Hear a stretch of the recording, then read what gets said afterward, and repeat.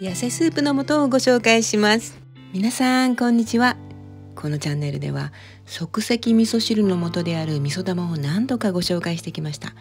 今回はあるものを入れて痩せ効果を倍増させバージョンアップしましたよ。それだけではありません。動物性のものを使わずにビーガンの方にも喜んで使っていただけます。味噌汁だけにとどまらずいろんなスープにアレンジしていきます。目から鱗の情報も入っています。そして私がどのようにスープのある生活を楽しんでいるのかもご紹介いたしますので、ぜひ最後までご覧ください。これまでご紹介してきた味噌玉は味噌、すりごま、鰹節で作りました。この3つの材料だけでも本当に美味しい味噌汁ができます。我が家では昔から味噌玉を活用しています。最初は丸めていたんですが、丸める必要あるのかしらと丸めるのが面倒になって容器に大量に作って保存しています。息子が大学生の時はご飯と味噌汁があればなんとかなると思って味噌玉を下宿先に送っていました。息子たちは今でも味噌玉が大好きです。特にこれから夏に向かって汗をたっぷりかくシーズンには味噌の香りと適度の塩分が疲れをほぐしてくれます。では今回の味噌玉は味噌 500g、 すりごま 30g、 鰹節の代わりに切り昆布 10g がベースになります。鰹節が昆布になることでビーガンの方にも使っていただけますね。そして痩せバージョンとして欠かせないのがこれ、高野豆腐です。2枚から3枚を加えます。細かく切っていきますね。均一にならなくても大丈夫ですよ。不揃いが食べた時の味になります。お好みでフードプロセッサーで粉状にしていただいてもいいです。たっぷり入りますね。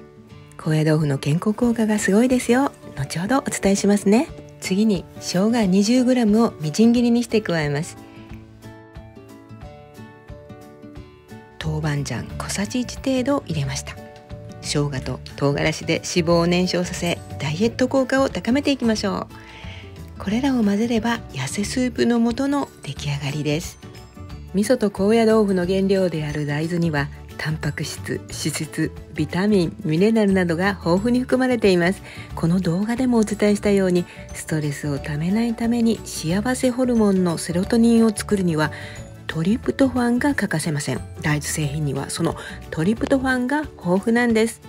また味噌は麹の働きで発酵することでアミノ酸やビタミン類が増加し、生命に欠かせない必須アミノ酸が全て摂ることができるんですよ。大豆には本来含まれない酵母や乳酸菌なども摂れるのは嬉しいですよね。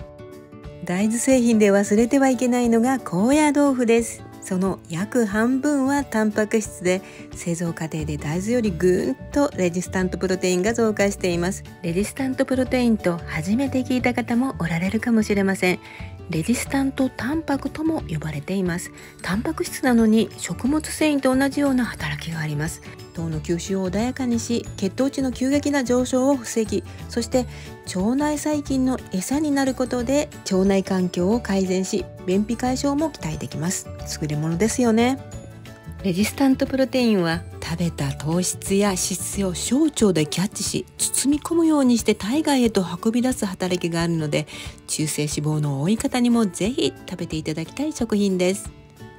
過食にはストレスの影響があったり、カロリーは足りているけどビタミン、ミネラルなどの栄養素が不足している場合が多いのです。また食事で満足感を得て、その満足感を持続させるためには旨味とタンパク質が合わさった時だと言われています。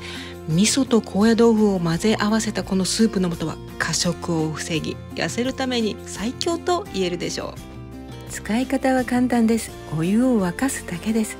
スプーン1杯をお好みの入れとけば出来上がりなんです。カットわかめやネギを散らしていただくと一層美味しいですよ。ポイントは少し塩味が薄いかなという程度にお湯を注ぐことです。味噌の塩分を吸った高野豆腐からじわじわと塩気が出てきます。高野豆腐もこんな風に使うと戻す必要もなく食べ応えもあっていいですよ。そして目から鱗の情報をシェアしますね。私もつい最近教えてもらったのですが、皆さんは薬味ネギを数日間野菜室に置いておくと先から黄色くなって結局捨ててしまうってことないですか？帰ってきたら全てを切ってこんな風に冷蔵庫で保存しているっていう方も多いでしょう。もう一歩進んで余分な水分が傷みの原因になるので、キッチンペーパーを容器の底に敷きネギを入れてるっていう方もおられるかもしれません。教えていただいた方はネギの上にキッチンペーパーを乗せ逆さまにして冷蔵庫に入れるそうです。なるほど、取り出すたびにペーパーを変えるとより長持ちするそうですよ。私も早速実践しています。皆さんも試してみてくださいね。さて、スープに戻りましょう。そのままでももちろん簡単で美味しいスープになるのですが、私がどのようにスープの素を利用しているのか少しだけお伝えしておきましょう。私の冷蔵庫にはこのスープの素以外に何かしら調理済みの野菜が保存されています。これは根菜を薄口にしたものです。こちらは夏野菜で作った薄口煮です。基本のファイトケミカルスープをしている方はその具材を活用していただくのもいいかと思います。これからナスの美味しい季節ですよね。素揚げにしました。デパ地下のナスのように色をきれいに出すにはコツがあるんです。ぜひこちらの動画も合わせてご覧ください。この野菜たちをプラスしていただくとより一層栄養価も高くなり、立派な一汁一菜になると思います。根菜は噛み応えがあり早食いを防いでくれます。春雨とこのナスを加えると麻婆ナスラーメンです。加える水の半量を豆乳や牛乳に変え、夏野菜をたっぷり加えるとピリッと美味しい味噌シチューになります。ぜひ皆さんのアイデアでいろいろとアレンジしてみてくださいね。この痩せスープの素は痩せたくない方にも健康効果は絶大です。ごまはスーパーフードです。抗酸化作用豊富で老化防止にもいいと言われています。中高年以降は特に意識して摂りたい食品です。また生姜も先ほど述べた脂肪燃焼のほか消化機能を改善してくれる効果があります。タンパク質をうまく摂取すると肥満の予防や改善になることは分かっています。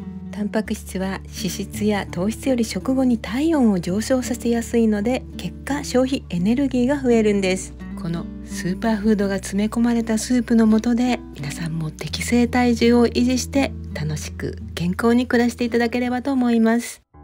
最後までご覧いただきありがとうございます。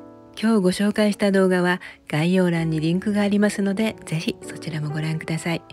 このチャンネルではファイトケミカルを摂る基本のスープを中心に、毎日のおかずスープで簡単で美味しく楽しく野菜をたくさん摂って腸内環境を整え健康になるお手伝いをしたいと考えています。週に一度動画をアップしていますので、チャンネル登録後横のベルマークを押していただくと最新の動画のお知らせが届きます。見逃さないためにもぜひお願いいたします。ではまた次回の動画でお会いいたしましょう。